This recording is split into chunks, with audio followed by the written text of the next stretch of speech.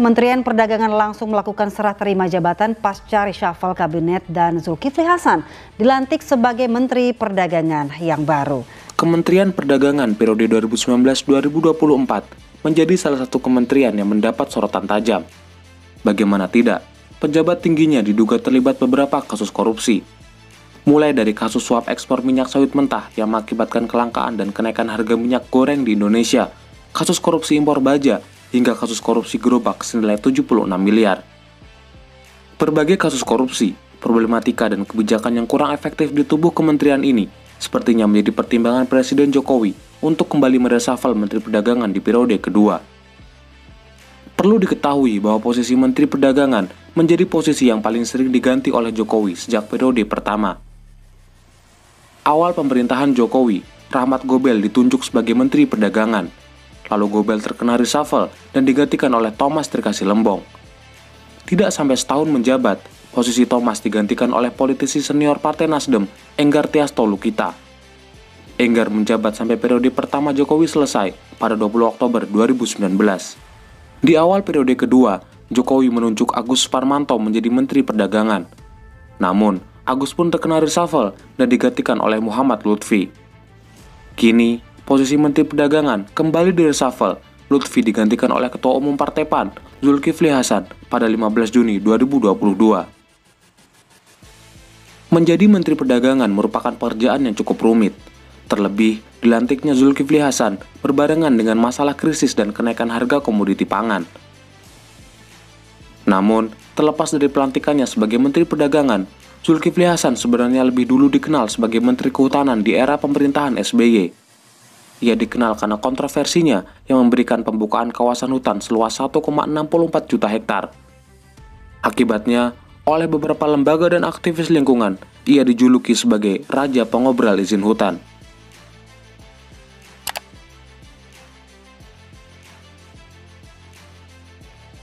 Eksploitasi sumber daya hutan di Indonesia bermula pada awal masa kekuasaan Orde Baru.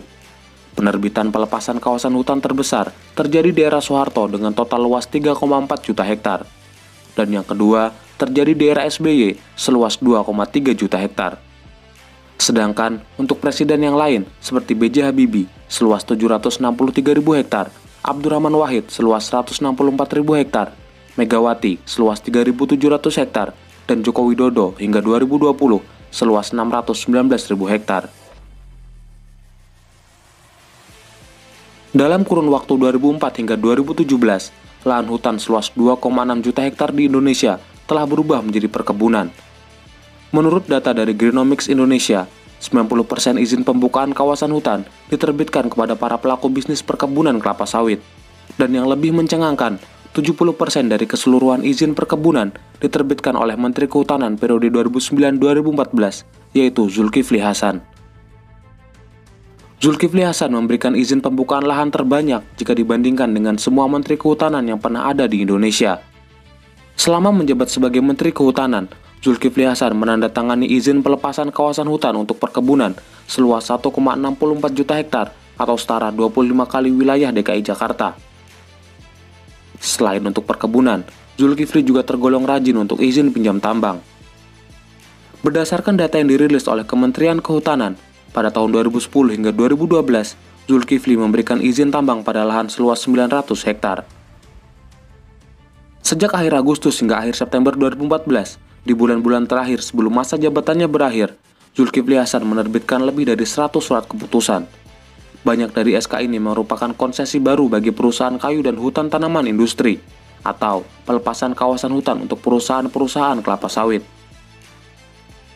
10 perkebunan kelapa sawit diberikan surat izin pelepasan kawasan hutan seluas 212.000 hektar, dan hampir separuh dari izin-izin ini ditandatangani hanya dalam waktu sehari. Menanggapi tudingan itu, Zulkifli mengaku izin pembebasan lahan yang ia tandatangani ketika menjadi Menteri Kehutanan adalah untuk program hutan tanaman rakyat. Ia mewacanakan untuk membuka 1 juta hektar lahan hutan untuk mendukung program swasembada gula dan pertanian yang dicanangkan oleh pemerintahan SBY. Mantan Menteri Kehutanan Zulkifli Hasan terpilih sebagai Ketua MPR untuk 5 tahun ke depan. Ya, Zulkifli diusung oleh Koalisi Merah Putih di menit-menit terakhir penetapan nama calon Ketua MPR. Setelah berakhirnya pemerintahan SBY, Zulkifli kemudian dilantik menjadi Wakil Ketua MPR periode 2019-2024. Ia juga merupakan Ketua Umum Partai Amanat Nasional.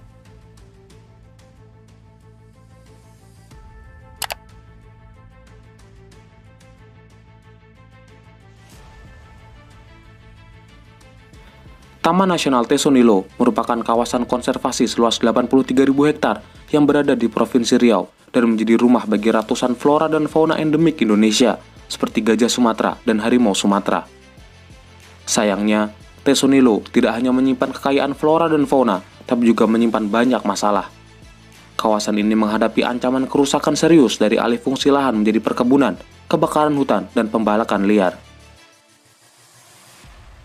Data Balai Taman Nasional Tesonilo menyebutkan, total luas kawasan hutan yang semula 83.000 hektar, kini tinggal 20.000 hektar. Sebagian besar sudah berubah menjadi perkebunan sawit, perkebunan karet, permukiman ribuan warga, dan lahan kosong yang hanya menyisakan semak belukar. Kalau kita bicara hutan alam yang tersisa, tidak sampai 24.000 hektar. Jadi berapa? 70%, 60-70% itu sudah hilang. Dan tentu saja dibukanya sebagian besar untuk sawit.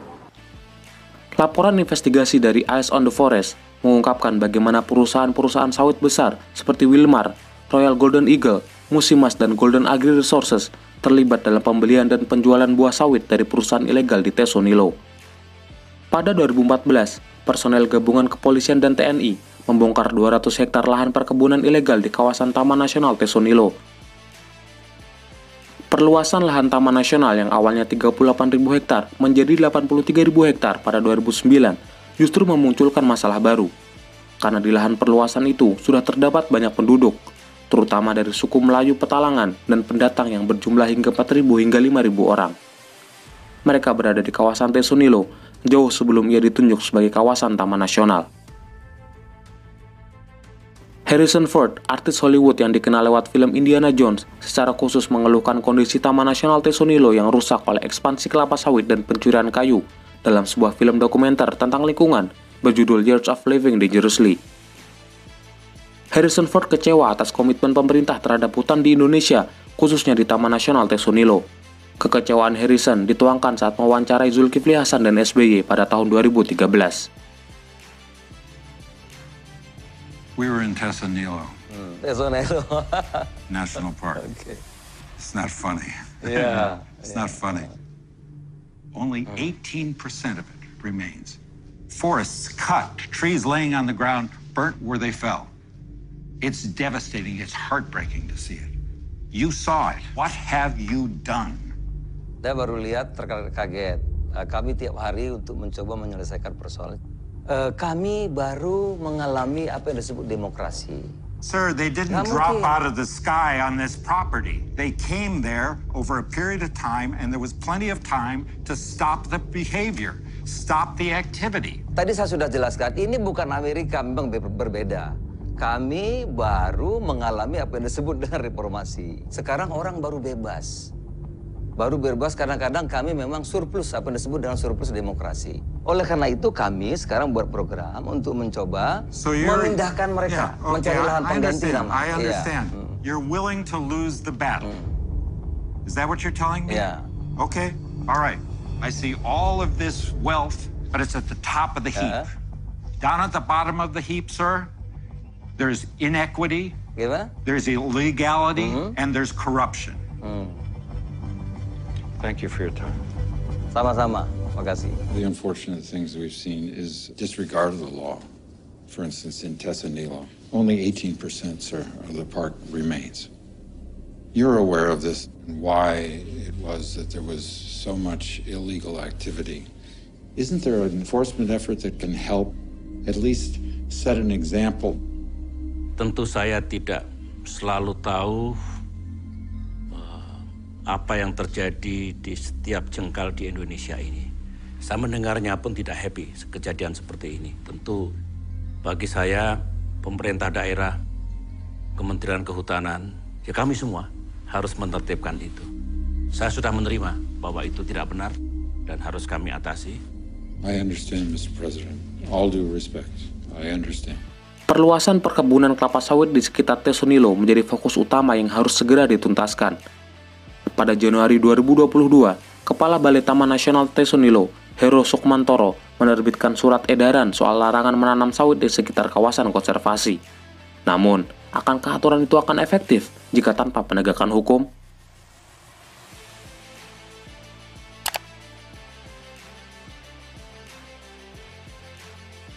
Selain karir politik yang mentereng, Zulkifli Hasan sempat beberapa kali diperiksa oleh KPK atas 2 kasus korupsi besar. Kembali di Net 17, 2 hari berturut-turut Ketua MPR diperiksa KPK. Zulkifli Hasan menjadi saksi terkait 2 kasus dugaan suap alih fungsi lahan. Zulkifli Hasan pernah terseret kasus suap alih fungsi hutan di Provinsi Riau pada tahun 2014. Kasus korupsi yang menyeret mantan Gubernur Riau, Anas Ma'amun, membuatnya dipanggil KPK sebagai saksi. Nama Zulkifli Hasan sudah disebut-sebut sejak awal kasus alih fungsi hutan itu bergulir. Terpidana kasus, Anas Ma'amun, beberapa kali menyebut namanya sejak pemeriksaan di KPK pada tahun 2014. Anas mengatakan pernah bertemu Zulkifli dan mengaku menitipkan permohonan alih status hutan Riau kepada Zulkifli. Di lain kesempatan, ia juga mengatakan bahwa Zulkifli adalah pejabat yang menyetujui revisi izin alih fungsi hutan Riau pada tahun 2014.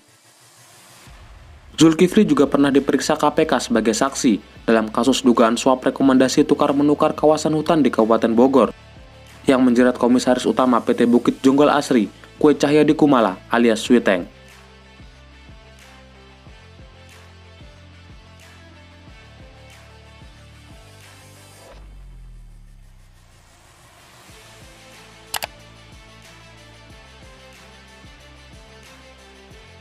Sebagai politisi senior, Zulkifli Hasan juga telah membangun dinasti politiknya sendiri. Adiknya, Zainuddin Hasan, adalah DPW PAN Lampung serta Bupati Lampung Selatan periode 2016-2021. Namun, Zainuddin ditangkap KPK atas kasus suap proyek infrastruktur di Kabupaten Lampung Tengah pada tahun 2018. Adik Zulkifli yang lain, Hazizi Hasan, menjabat sebagai anggota DPRD Lampung fraksi PAN periode 2014 hingga 2019. Pada 2017, Hazizi pernah ditetapkan sebagai tersangka kasus penipuan senilai 3,5 miliar, serta ditetapkan sebagai tersangka kasus dugaan penipuan uang setoran proyek senilai 14 miliar. Adik Zulkifli yang lain, Helmi Hasan, adalah Ketua DPW PAN Bengkulu hingga 2017, serta menjabat sebagai Wali Kota Bengkulu 2 periode hingga tahun 2023. Pada tahun 2015, Helmi Hasan ditetapkan sebagai tersangka atas korupsi dana bansos tahun 2012 dan 2013 sebesar 11 miliar oleh tim penyidik Kejaksaan Negeri Bengkulu. Namun, beberapa bulan kemudian, status tersangka Helmi gugur karena menang dalam putusan pra-peradilan. Sedangkan adik Zulkifli yang terakhir, Ahmad Fitoni Hasan, kini melanggeng menjadi sekretaris DPW PAN Lampung periode 2020-2025. Selain keempat adiknya, anak Zulkifli Hasan, Zita Anjani, juga mulai berkarir di politik sebagai Wakil Ketua DPRD DKI Jakarta periode 2019-2024.